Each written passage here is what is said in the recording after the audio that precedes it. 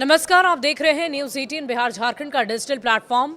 मैं हूं शुभ मिश्रा आपके साथ। आइए दुनिया की खबर में एक बार फिर से ईरान और इजराइल की चर्चा कर लेते हैं।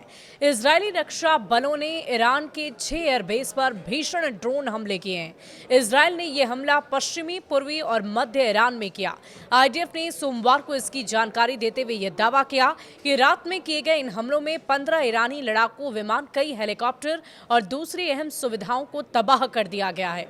इजराइल ने ड्रोन के जरिए ये हमले किए हैं, जिनमें ईरान के एयरफोर्स के ठिकानों पर भारी नुकसान हुआ है।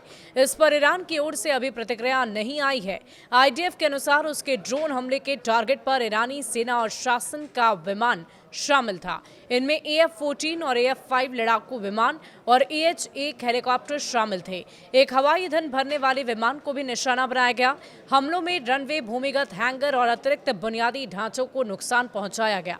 आईडीएफ ने ड्रोन का इस्तेमाल इजरायली अभियान के खिलाफ इस्तेमाल होने वाले विमानों को निष्क्रिय करने के लिए किया। टेक ऑफ नहीं कर पा रहे ईरानी जेट, इसकी भी जानकारी सामने आई है। आईडीएफ ने अपने बयान में यह भी कहा कि उसके ड्रोन हमलों ने ईरानी हवाई अड्डों पर टेक ऑफ क्षमताओं को बाधित कर दिया है। इससे ईरानी सेना का हवाई संचलन शुरू करने में बेहद परेशानी आ रही है। आईडीएफ ने दावा किया है कि ईरान पर उसके इस ताज़ा ड्रोन हमले से तेहरान की चिंता बढ़ गई है, क्योंकि 6 हवाई अड्डों पर हमले से उसकी एयरफोर्स की कमर टूट गई है। ईरान और इजराइल के बीच बात 10 दिन से चल रही है और आपको बता दें कि लड़ाई भी लगातार पिछले 10 दिनों से जारी है। दोनों देशों ने सोमवार को 11वें दिन भी एक दूसरे पर हमला जारी रखा है।